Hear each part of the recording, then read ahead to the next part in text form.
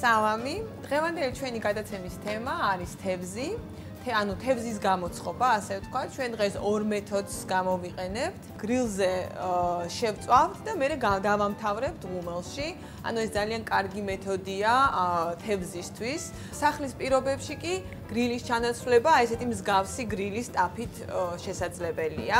ეს თუჯის თუ იქნება ძალიან კარგია. კარგად უნდა გავახუროთ, რაც თავარია პირველ რიგში. და ჩვენ ასევე გავაკეთებთ, აი გვაქვს ეს ორაგული სტეიკი, მაგრამ შეგიძლიათ ყველანაირი თევზი გამოიყენოთ. ეს კალმახი იქნება თუ ნებისმიერი თეთრი თევზის ფილეს, მნიშვნელობა არ აქვს, ეს უკვე თქვენი გემოვნების და შესაძლებლობის ამბავია. და ასევე გავაკეთებ პამიდრის, აი ჩერი პამიდრის და სატაცურის გარნირს, რომელსაც მოვწალავ და ისევე გამოვაცხობთ ერთად ყველაფერს ღუმელში. ძალიან მარტივი მოსამზადებელია, უცბად მზადდება და соусად გავაკეთებთ ცივ პესტოს. კლასიკურ პესტოს ცოტათი გადავაკეთებთ, გირჩის თესლებს შევცვლით ნიგვზით და ძალიან გემრიელი გამოგვივა. და რაც თავარია, იმიტომ რომ შეგიძლიათ ასევე ნუშითაც შეცვალოთ, რადგანაც გირჩის მარცვლები ყოველთვის ნელი მოსაპოვებელი არის, განსაკუთრებით თბილისში. დავიწყოთ მაშინ, ტაფა კარგად გავახუროთ, ამასობაში წყალი ავადუღოთ, რომ მოვწალოთ ჩვენი სატაცური, ზეთი, ცოტა ზეითუნი, ცოტა ჩვეულებრივი და ეს ორი მშვენიერი სტეიკი გვაქვს, ორაგული სტეიკი, მარილი, ზღვის მარილი და წიწაკა, ფერადი წიწაკა ან შავი წიწაკა. და რო გახურდება მეწიწაკა.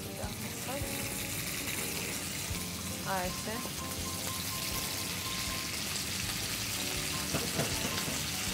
ამასობაში მოვწავლოთ ჩვენი სატაცური.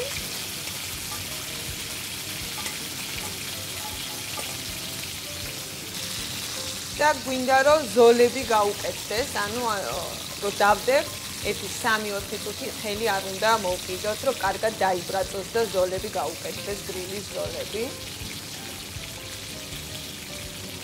ამასობაში გავამზადოთ ყველაფერი ჩვენი соусისთვის. სჭირდება შაშკლავი, კლასიკური პესტოს შემადგენელი ნაწილი, იგივე ბაზილიკი და ცოტა ქინძი.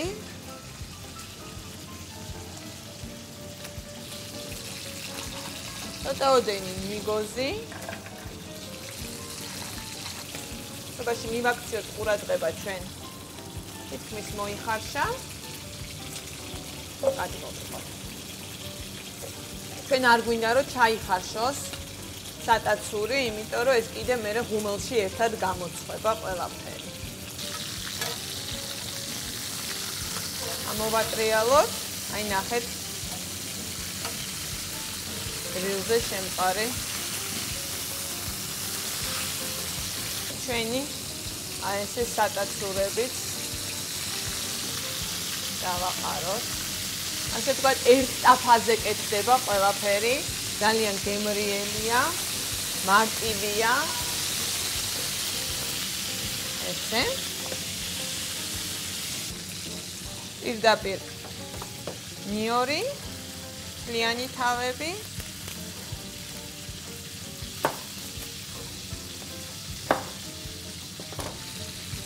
აი, არომატისთვის ჩაუგდოთ. და პამიდორი ჩერი. აი როგორც ხედავთ, ყველაფერი ერთ ტაფაზე კეთდება. თუ არ გაქვთ ესეთი ტაფა, არ არის პრობლემა.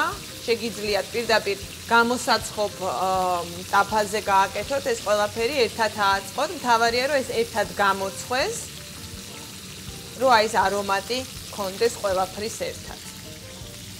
ესე და რა თქმა უნდა ჩვენი ჩერი პამიდორები. თუ დიდია შეგვიძლია გავჭრათ. და აი ეს იქნება ჩვენი соуსი, ზუსტად ეს პამიდორი თავის წვენს რო გაუშვებს, ეს ნიორი თავის არომატს. და ასევე პირდაპირ ლაიმები. ცოტა მოვასხარ. და ესენიც. და აი ესეთი ჩვენიერი ლამაზია უკვე ძალიან გამოვთოთ და სულ რაღაც 5-6 წუთით შევდოთ ღუმელში, კარგად გახურებულ ღუმელში, რომ ეს უბრალოდ ყველაფერი ერთად კიდე კარგად გამოცხოს.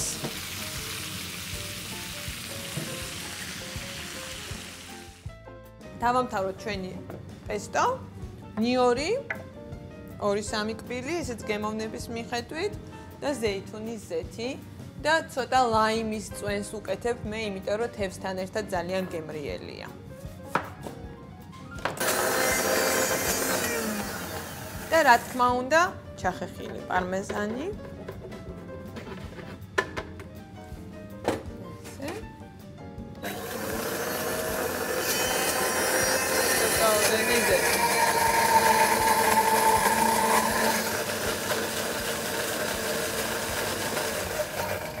აი ესეთი მარტივი პესტო გამოგვივიდა, მარილი, რა თქმა უნდა.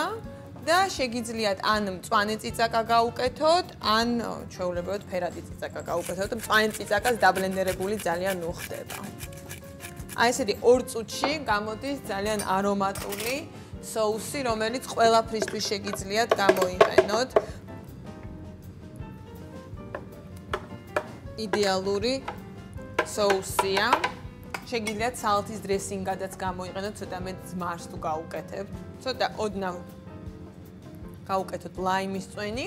საერთოდ პესტოს ლაიმის წვენს არ უკეთებენ, მაგრამ ჩვენ რადგანაც ეს გვინდა თევზისთვის, აი ეს არომატი ძალიან მოუხდება.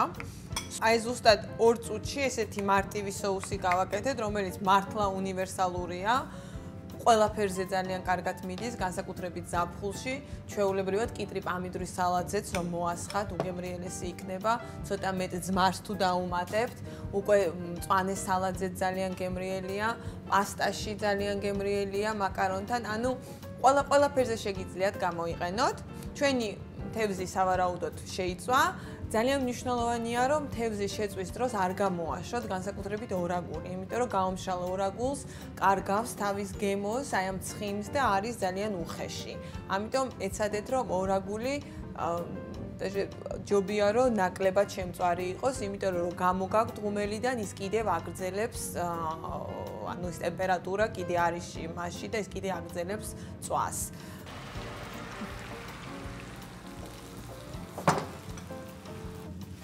აი ესეთი ლამაზი კერძი გამოგვივიდა მთელი ოჯახისთვის, ჩვენიერი საღამოს ვახშამია. პირდაპირ ამას მოვაყაროთ ცოტა მწვანე ხახვი, უხეშად დაჭრილი. და ძალიან მინდა რომ ნახოთ, რომ ორაგული შიგნით აი კიდე ვარდისფერია და გამომშრალი არ არის. ეს არის ძალიან მნიშვნელოვანი ზოგადად ყველანაირი თევზის მომზადების დროს, იმიტომ რომ იცოდეთ, რომ თევზი, განსაკუთრებით ორაგული, უმით იჭმევა და უმით ძალიან გემრიელია. მოვასხათ ეს ჩვენი ცივი პესტო. პირდაპირ. ცოტა fresh lime. და რა თქმა უნდა ცოტა ოდენი ბაზილიკი გავაფორმოთ. და აი ესეთი ულამაზესი კერძი გამოგვივიდა, უმარტივესი და ხანდახან შესაძლებელია სულ რაღაც 15 წუთში მარტივი, გემრიელი, ჯამთელი კერძის მომზადება და ძალიან ეფექტური კერძის მომზადება. ხანდახან სულაც არ არის საჭირო, რომ მთელი დღე სამზარეულოში გაატაროთ და ძალიან ბევრი იშრომოთ იმისთვის, რომ კარგი კერძი მოამზადოთ. აი როგორც ხედავთ, სულ რაღაც 15 წუთში ესეთი მარტივი, გემრიელი და რაც თავიდან ძალიან ეფექტური კერძი გავაკეთეთ, რომელიც ძალიან ლამაზი იქნება ასევე სადღესასწაულო სუფრაზე მისართმევად. ასე რომ ამით გემშვიდობებით, იმედი მაქვს რომ თქვენც გააკეთებთ ამ კერძს. ასევე ძალიან მინდა რომ გაგვიზიაროთ თქვენი გაკეთებული კერძები, გადაუღოთ ფოტოები და გამოგვიგზავნოთ ჩვენ Facebook-ის გვერდზე და ასევე გვითხრათ რა სისურვებდით რომ გავაკეთოთ, რა სურვილები გექნებათ, რა რეცეპტების სწავლა გინდათ და ჩვენ შევეცდებით ყველანაირად გავითვალისწინოთ თქვენი სურვილები. მე ამით გემშვიდობებით და ძალიან გემრიელ დღეს გისურვებთ.